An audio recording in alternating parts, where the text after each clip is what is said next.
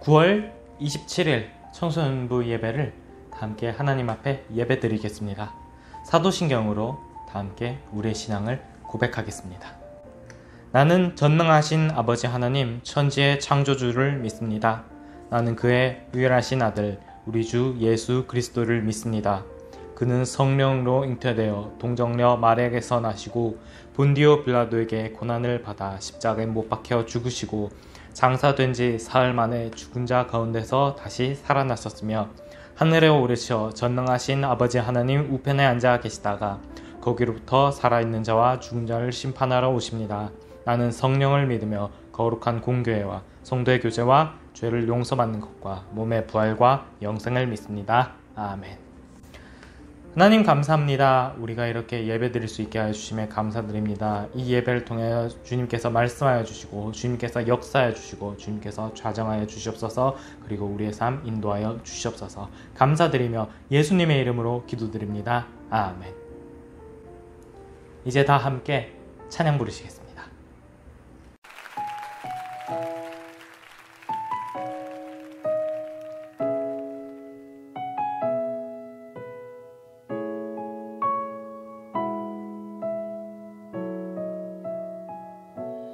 주 없이 살 수 없네 죄인의 구주여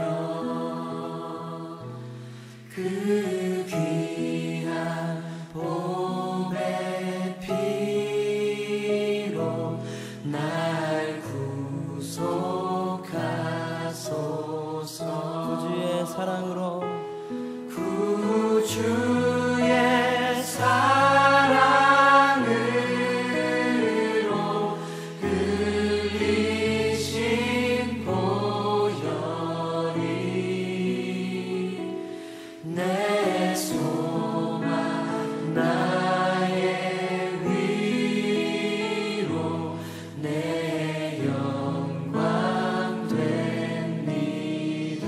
다시 한번 주 없이 살 수 없네 주 없이 살 수 없네 죄인의 구주여 그 귀한 보배 피로 그 귀한 보배 피로 날 구속하소서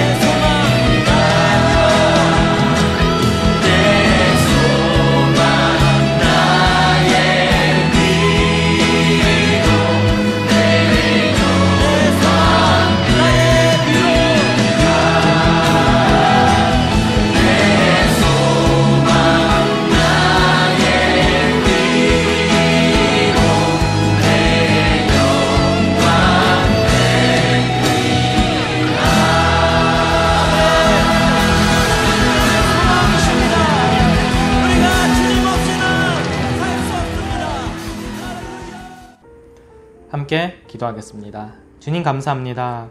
지난 한 주 함께 주님 안에서 우리가 보호하여 주심에, 주님 안에서 우리를 보호하여 주심에 감사드립니다. 사회적 거리 두기가 2단계로 내려가 조금 일상으로 돌아온 것 같습니다.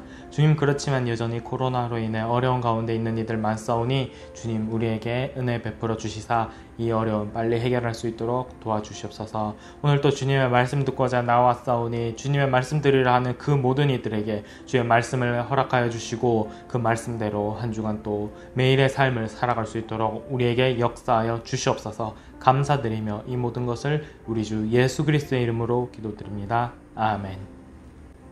오늘 우리를 위하여 주신 하나님의 말씀은 구약성경 출애굽기 15장 25절에서 26절까지의 말씀입니다. 구약성경 출애굽기 15장 25절에서 26절까지의 말씀을 제가 낭독합니다. 하나님의 말씀을 경청하십시오. 모세가 여호와께 부르짖었더니 여호와께서 그에게 한 나무를 가리키시니 그가 물에 던지니 물이 달게 되었더라. 거기서 여호와께서 그들을 위하여 법도와 율례를 정하시고 그들을 시험하실세 이르시되 너희가 너희 하나님 나 여호와의 말을 들어 순종하고 내가 보기에 의를 행하며 내 계명에 귀를 기울이며 내 모든 규례를 지키면 내가 애굽 사람에게 내린 모든 질병 중 하나도 너희에게 내리지 아니하리니 나는 너희를 치료하는 여호와임이라. 아멘. 오늘 우리가 함께 살펴보고자 하는 본문은 여호와 라파라는 본문입니다. 여호와 라파의 하나님입니다. 여호와 라파라는 말은 우리가 지금까지 살펴보았던 성서에서 나오는 하나님의 이름과는 약간 다른 부분이 있어요. 왜냐하면 지금까지 보았던 하나님의 이름들은 성경에 직접적으로 하나님의 이름이 등장합니다. 여호와 이레라 하더라, 여호와 삼마라 하더라, 이렇게 직접적으로 등장합니다. 적어도 지난주에 보았던 여호와 로이는 한국어로는 번역이 되었지만은 성경 원문에선 여호와 로이라고 직접 등장합니다. 그런데 오늘 우리가 함께 볼 여호와 라파는 엄밀하게 말하면 성경에 직접 등장하지 않습니다. 여호와 라파라 하더라 라고 말하는 본문은 직접 없습니다. 그렇다고 해서 성경에 그 근원이 없는 그러한 하나님의 이름은 아닙니다. 오늘 본문이 바로 여호와 라파의 이름이 기원이 되는 본문입니다. 여호와 라파라고 하는 이 본문, 너희를 치료하는 여호와임이니라, 이 부분에서 따온 것인데요. 이 부분의 발음이 로프에카라고 읽습니다. 너를 치료하는 이라는 의미예요. 이 너를 치료하는 이라는 동사의 기본 형태가 라파입니다. 그래서 여호와 라파라고 의미를 붙인다면은 여호와께서 치료하신다, 이렇게 해석할 수가 있습니다. 그래서 여호와께서 치료하신다, 여호와 라파의 이름을 사용하는 그런 교회 선교 공동체 이런 사람들은 주로 치료 사역 아니면 의료 선교 이런 분들이 많습니다. 치료하시는 여호와라고 하니까 당연히 그런 의료 사역이 많이 떠오르게 되는 것이죠. 언제나 그렇듯 우리는 여기서 질문을 하나 해보아야 합니다. 치료한다라는 의미가 무슨 의미일까? 우리가 단순히 병 고친다 그것만 국한되는 것일까? 한번 생각해 보아야 합니다. 치료하는 여호와 하나님이란 말 앞에 이런 표현이 덧붙습니다. 애굽 사람에게 내린 모든 질병에 하나도 너희에게 내리지 아니하리니. 이 애굽 사람에게 내린 질병이란 게 무엇일까요? 애굽에 내린 10가지 재앙을 떠올릴 수 있습니다. 그런데 여기서 우리가 질병이라고 말할 수 있는 재앙, 애굽의 10가지 재앙들 쭉 생각해 보면 가축의 병이랑 사람에게 생기는 피부병, 괴질이라고 나온 요거 2개밖에 없어요.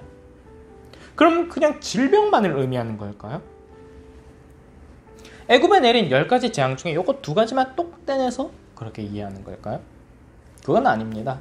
애굽에 내린 10가지 재앙은 전체적으로 큰 의미를 가지고 있습니다. 그래서 이게 크게 낱개로 분리되진 않아요. 또한 오늘 본문 15장은 그 유명한 홍해바다가 갈라진 그 사건 다음에 위치합니다. 홍해바다 사건이 어떻습니까? 출애굽, 이집트 탈출의 완성입니다. 그 본문 바로 다음에 위치했다는 것은 본문이 의도적으로 어떠한 의미를 말하고자 하는 것입니다. 치료하는 여호와라는 말은 출애굽 사건과 함께 봐야 한다는 것이죠. 자, 이제 그럼 애굽에 내린 질병, 애굽에 내린 재앙이 어떤 의미인지 생각해 봅시다. 애굽에 내린 재앙, 10가지 재앙들 어떤 의미인지 여러분 한번 생각해 보셨나요? 그냥 재앙만 내리고 끝인가요? 이 재앙이라는 것은 꽤나 큰 의미가 있습니다. 먼저 이집트 신화에 대해서 여러분 잠깐 생각해 보겠습니다. 이집트 신화 좀 알고 계십니까? 이집트 신화는 수많은 만물들의 다 각기 신이 있습니다.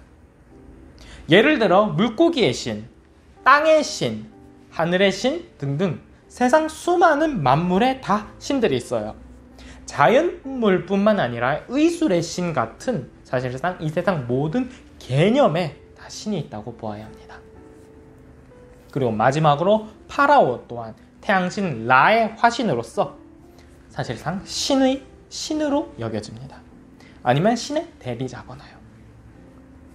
그리고 이집트 신화에서 파라오는 자기 아들을 통해서 끊임없이 환생하는 존재라고 말합니다. 즉 선대 파라오가 죽고 즉위한 후대 파라오는 선대 파라오의 그 영혼과 정신을 모두 계승한 일종의 환생이라고 말해요. 그래서 파라오는 계속해서 환생하는 불멸의 존재, 신이라고 말하는 것입니다. 이것이 이집트 신화의 사상이에요. 그런데 지금 출애굽하는 이스라엘은 평생을 이집트에서 살았습니다. 이집트 외부에서 생활한 경험이 없는 세대입니다. 노예인데 어떻게 밖에 나가겠어요?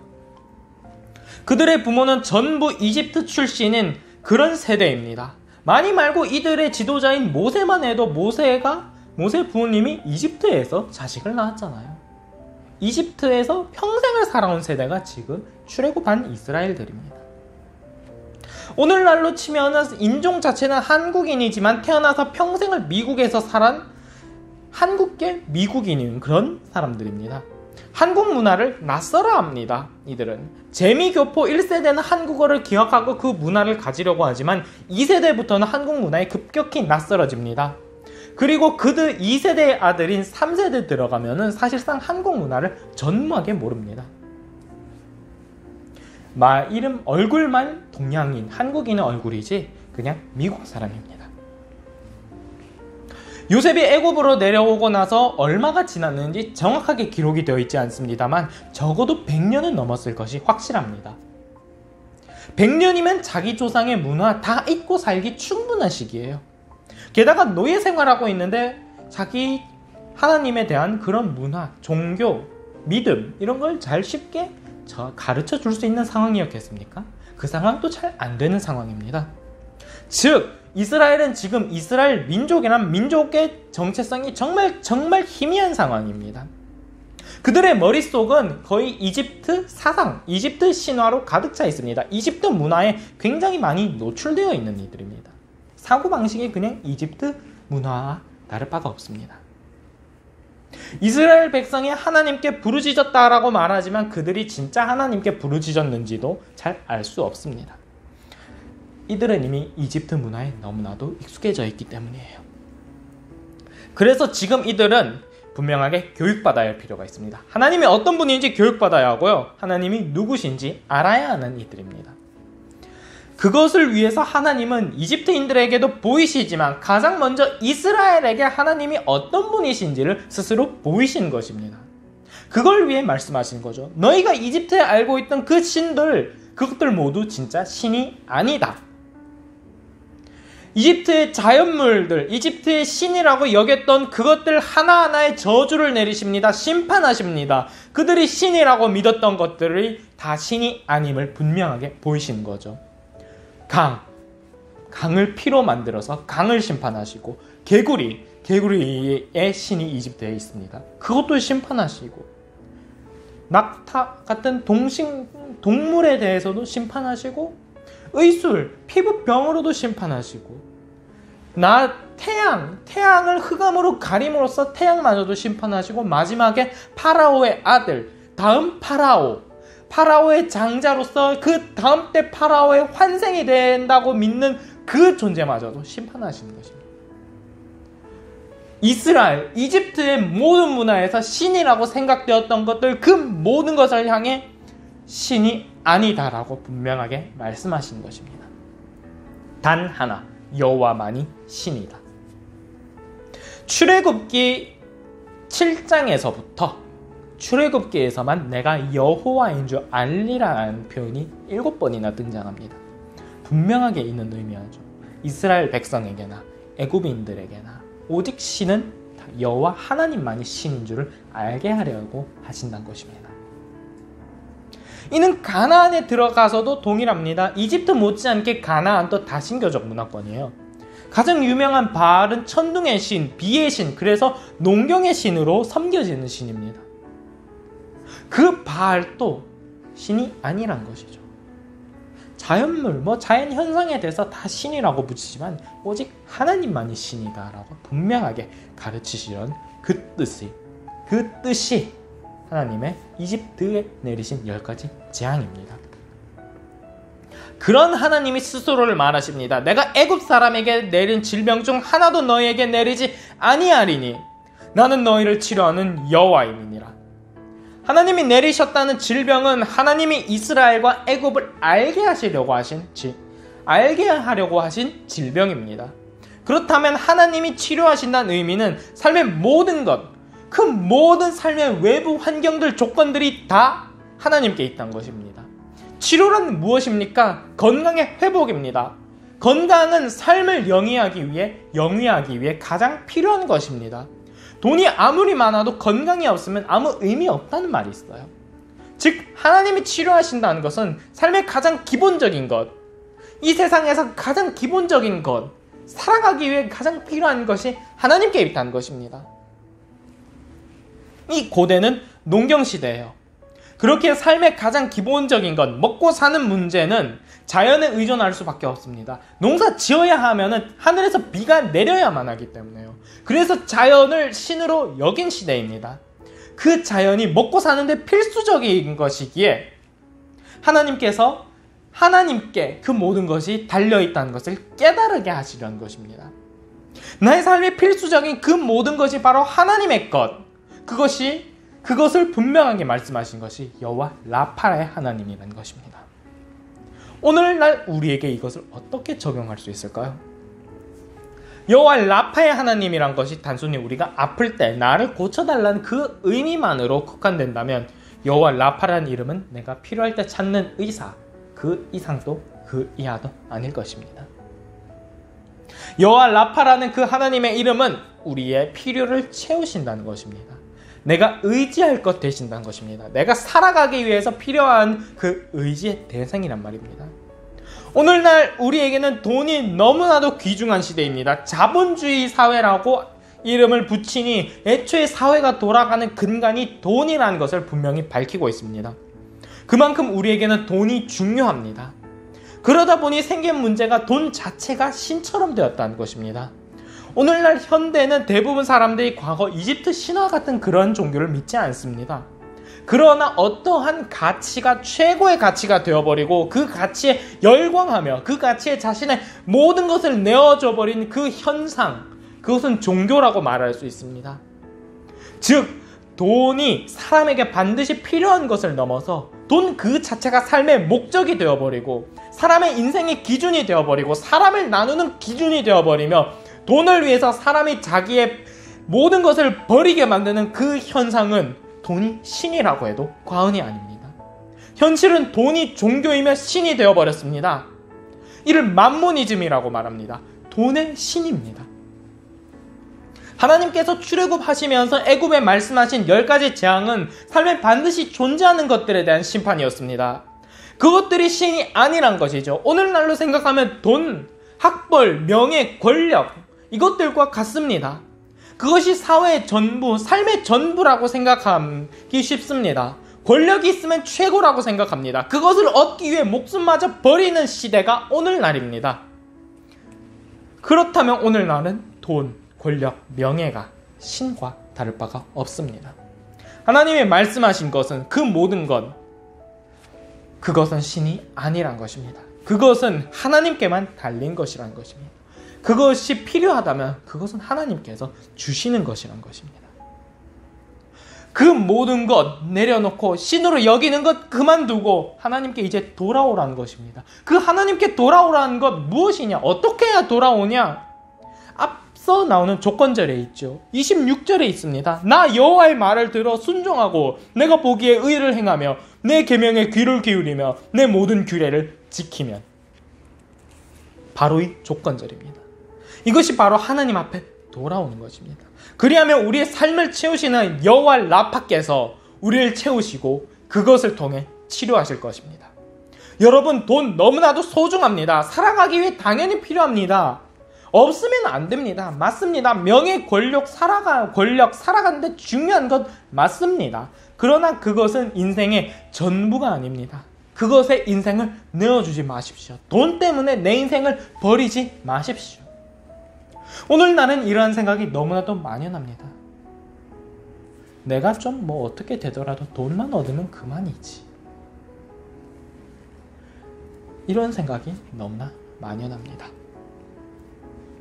그것을 위해 살아간다면, 삶의 목적이 돈이 된다면 그게 돈이 신이고 우상숭배가 아니고 무엇이겠습니까? 여러분, 한국교회는 작년에 이어서 또 세습을 정당화하는 과정 중에 있습니다. 작년에 이어서 또 교회가 돈이 하나님이라고 온 세상에 선포하고 있습니다. 안타깝기 짝이 없는 현실입니다. 하나님만이 하나님이라고, 여호와 하나님만이 하나님이라고, 예수 그리스도만이 우리의 주인이라고 선포해야 할 교회가 돈이 신이라고, 사람이 신이라고, 돈이 하나님이라고, 사람이 하나님이라고 직접 선포하고 있습니다. 이단이랑 다를 바가 무엇입니까? 이게 교회가 나아가야 할 길일까요? 여러분, 저는 여러분께 간절히 부탁드립니다. 돈 중요합니다. 그러나 그것이 삶의 이유가 되지 말길 바랍니다. 그것이 삶의 이유가 된다면 지금 한국교회가 하고 있는 이 과오 또 범하게 될 것입니다. 아니, 지금보다 더 최악의, 더 안 좋은 길로 걸어가게 될 것입니다. 여러분은 오직 하나님만을 섬기는 그런 이들 되기 바랍니다. 하나님만이 나의 삶에 필요한 모든 것을 허락해 주시는 분임을 믿고, 그분을 믿고 나아가는 여호와 라파의 하나님만을 바라보며 살아가는 우리 마중문 예람 공동체 되기를 간절히 기도합니다. 함께 기도하겠습니다. 하나님, 감사합니다. 하나님만이 우리의 모든 것 되십니다. 하나님만이 유일한 신이십니다. 하나님만이 오직 살아계시고 역사하시는 유일한 신입니다.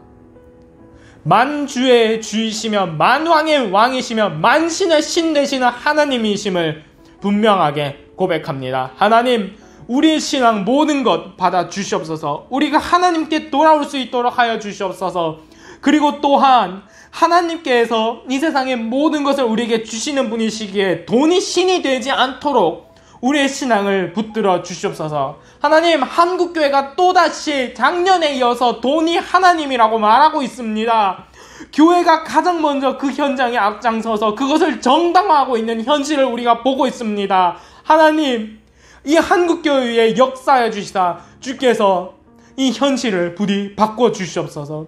교회가 교회될 수 있도록, 우리 마중물 예남 공동체는 그러한 과오를 범하지 않을 수 있도록 주께서 좌정하시고 역사하시사 오직 주님만이 주인 되심을, 하나님 되심을 분명하게 고백하며 나아가게 하여 주시옵소서.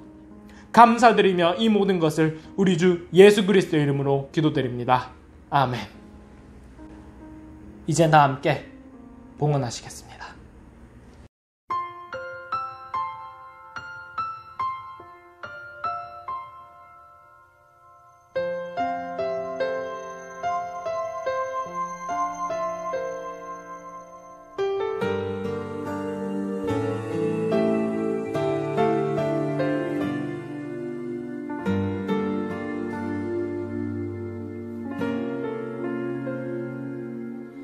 나의 모습, 나의 소유, 주님 앞에 모두 드립니다.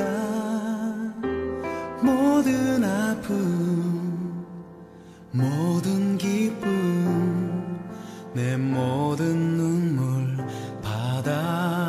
주소서. 나의 생명을 드리니 주 영광 위하여 사용하옵소서. 내가 사는 날 동안에 주를 찬양하며 기쁨의 제물 되리. 나를 받아 주소서.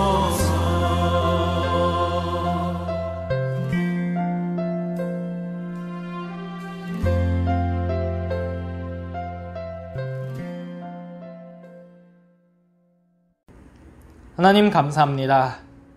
우리의 신앙 담아서 주님께 고백합니다. 주님만이 우리의 주인 되십니다. 그렇기에 주님, 우리가 이 신앙 붙들고 담대하게 나아가며 살아갈 수 있게 해주시옵소서. 돈이 삶에 정말 중요한 것이지만 돈을 위해 살지 않게 하여 주시옵소서.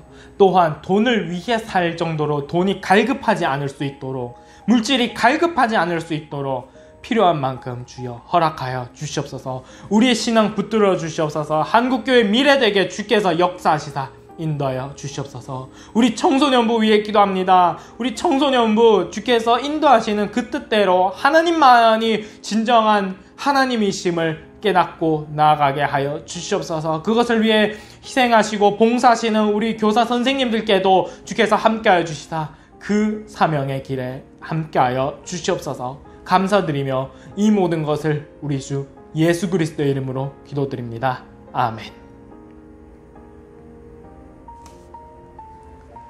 이제 다 함께 주기도문으로 오늘 예배 마치겠습니다.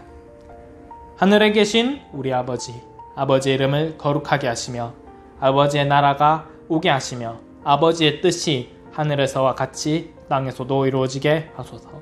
오늘 우리에게 일용할 양식을 주시고 우리가 우리에게 잘못한 사람을 용서해 준 것 같이 우리 죄를 용서하여 주시고 우리를 시험에 빠지지 않게 하시고 악에서 구하소서. 나라와 권능과 영광이 영원히 아버지의 것입니다. 아멘.